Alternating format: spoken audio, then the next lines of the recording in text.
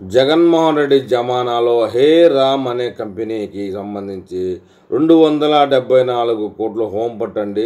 ఇది వాలంటీర్లకు శిక్షణ అనే పేరిట నయా దోపిడీ జరిగిందంట. హే రామ్ అంటే అసలు జగన్మోహన్ రెడ్డికి సంబంధం లేని పేరు, కానీ ఆ పేరు మీద రామ్ ఇన్ఫో అనే కంపెనీకి ఐప్యాక్కు ఇచ్చినటువంటి సలహా మేరకు వాలంటీర్లకు శిక్షణ ఇచ్చినట్టు, వాళ్ళకి నెల నెల డబ్బులు ఇచ్చినట్టు ప్రతి సంవత్సరానికి 68 కోట్లు చెల్లింపులు చేశారటండి.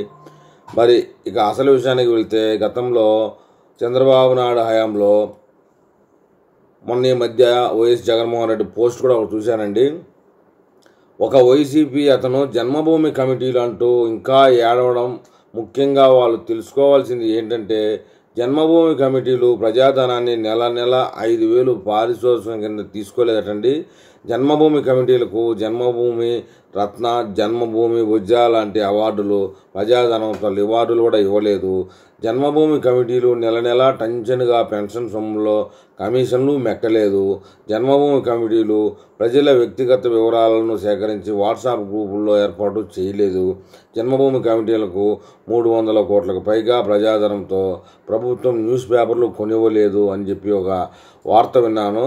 ఇలా ఆదాయం లేని, ఆర్థిక విధానం లేనటువంటిది జగన్మోహన్ రెడ్డి గారికి నచ్చినట్లేదు.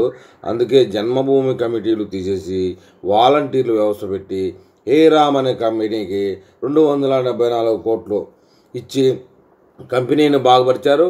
ఆ తర్వాత ఐప్యాక్ని బాగుపరిచారు, జగన్మోహన్ రెడ్డి బాగుపరిచారు. మొత్తానికి సంకనాకి పోయింది వాలంటీర్లనే 2,60,000 మంది తెలుగు ప్రజలు.